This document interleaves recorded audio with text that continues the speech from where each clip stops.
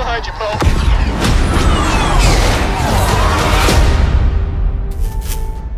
Hey, and welcome yet to another Battlefront update. So I think it goes without saying that Galactic Assault may be likely the best game mode in Star Wars Battlefront 2, especially since every single map will have a totally different narrative for players to play on. With that said, DICE have released objectives for every single Galactic Assault map, and some sound incredibly fun to play with. Since there's so much, we'll just dive straight into each, starting with Kamino. The waves of Kamino crash beneath the slender platforms of a cloning facility as armies of battle droids descend on the artificial island. Their aim is simple: destroy the Republic's ability to produce more clones. The attackers make their way through the twisting paths and laboratories, hacking computer systems and taking down defenses as they fight toward their final goal, the Fusion Core. Clone forces will use all of their wits and skills to stop them. Kashyyyk. On Kashyyyk, a separatist army storms ashore in a thunderous amphibious landing. Infantry storm up the beach escorted by flights of vulture droids and immense AATs. Awaiting them are Wookiee warriors and clone troopers dug in behind juggernaut combat vehicles to defend a grounded star cruiser. The invaders make their way from the water's edge alongside two massive MTTs, blasting their way through Republic defenses in an effort to destroy this ship. Theed. We've already got a good early look at Theed thanks to so many live streams about it. But in case you missed the fun, it's a 3-stage assault on the capital of Naboo. Squadron droids protect the colossal MTT as it lumbers its way through the royal palace. N1 starfighters scream overhead and AT-RT walkers prowl the streets as separatist and Republic forces fight for control of the city. Once the doors are breached, a close-range melee begins within the palace itself, with B-2 super battle droids and clone troopers lending their firepower to the chaos. Death Star 2.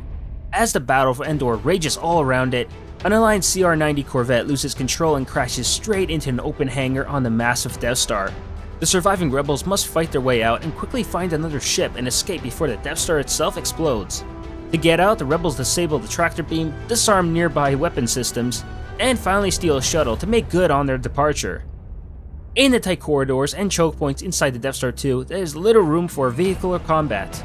Troopers, special characters, and heroes struggle at close range to overcome their enemies in an old-fashioned boots-on-the-ground battle to the end. Endor. The tables have turned. Rebel saboteurs work quickly to steal an AT-AT walker and use it to attack a hidden Imperial base on Endor. The night battle begins with an Alliance attack on the walker. Should the rebels manage to overwhelm the defenses around the AT-AT, they take control and set it on a march toward the Imperial outpost. Speeder bikes streak through the woods of the Forest Moon as Imperial AT-STs and their infantry try to head off the attack. The fight then culminates with a brawl on the threshold of the base itself. Mos Eisley. Imperial stormtroopers rush from the Lambda-class shuttles into the crowded streets of Mos Eisley.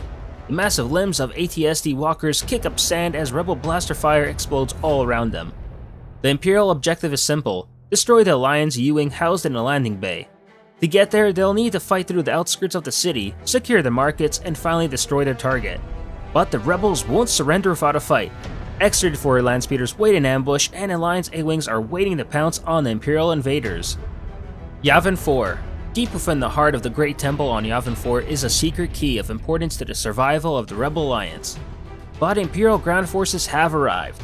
Death Troopers and Stormtroopers must take out defensive turbo lasers to open up the position, fight through the outlying rebel outposts, storm through the gate, and finally breach the inside of a massive complex and secure the data. Wookiee warriors, U-wing gunships, and rebel soldiers stand in the way of the relentless Imperial advance. Hoth. The icy wastes of Hoth are home to one of the Galactic Civil War's most momentous battles. Plotting AT-AT walkers advance toward the rebel position under air cover by TIE fighters, TIE bombers, and TIE interceptors, as rebel defenders and their screen of A-wing, Y-wings, X-wings, and T-47s try and take down the AT-ATs and hold down the position. Should the Imperials breach the rebel defenses, their target first is the hangar bays. Once those are taken, their focus will shift to the internal fuel depot, which they will detonate to obliterate the base.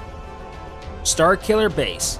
As the fighter attack rages above the Starkiller Base, the Resistance makes a daring raid to rescue prisoners trapped inside the Imperial base. Whoa, hold on.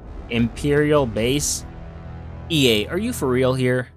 With that kind of logic, we might as well say the Rebel Alliance is attacking Starkiller Base, and it's up to Palpatine's forces to stop Luke Skywalker and gang from destroying Starkiller Base. But no, we're not going to do that. Instead, we're just going to make a quick change. There we go. EA interns, you're welcome. Okay, First Order, that's better.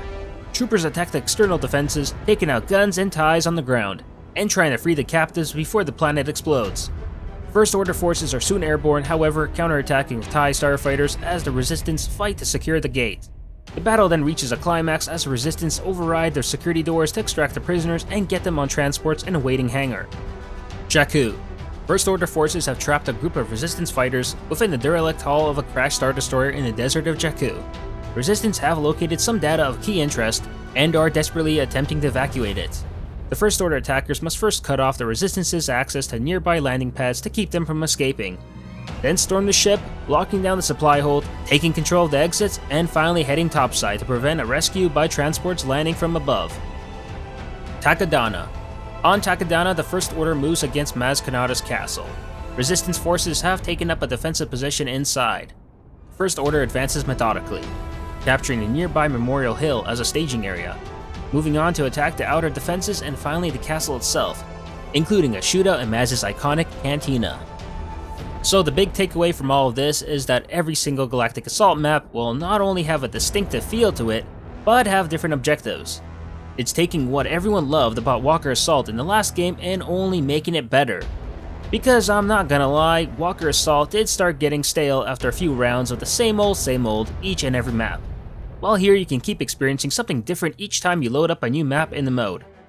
Yeah, it's clear that not all the narratives found in each of these scenarios isn't canon, and while it would be a nice touch, I can understand why they chose the design route they did.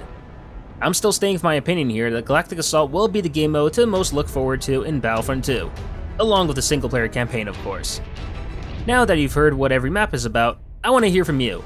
What do you think about the variety of different objectives for each of the 11 maps? And after hearing each one, which are you most excited to play in? Let me know that and everything else in the comments down below. Personally, I just can't wait to dive into the Yavin IV map, as I was a big fan of the Yavin IV map from the OG Battlefront. But that'll do for today. If you enjoyed the video, please like it, share, and subscribe to the channel to not only support it, but keep up with Star Wars news, gaming, and canon lore released every week. And consider following me on Twitter and Facebook to never miss out on the latest Star Wars related content. Thanks for watching, and may the Force be with you.